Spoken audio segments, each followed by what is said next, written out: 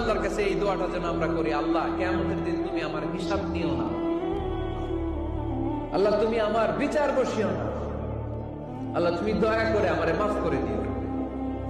আল্লাহ যার বিচার করবেন ও জাহান্নামে যাবে, আর যার বিচার করবেন না সে জান্নাতে যাবে।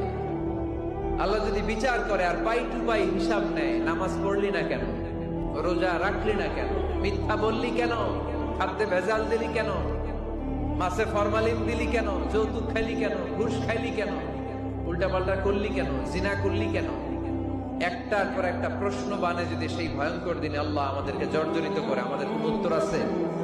সেদিন আমাদের বাঁচার কোন উপায় আছে?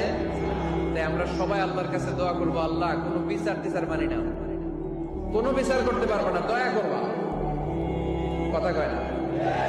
কি করবে? এবার আওয়াজ করে বলেন, বিচার চান না দয়া চান?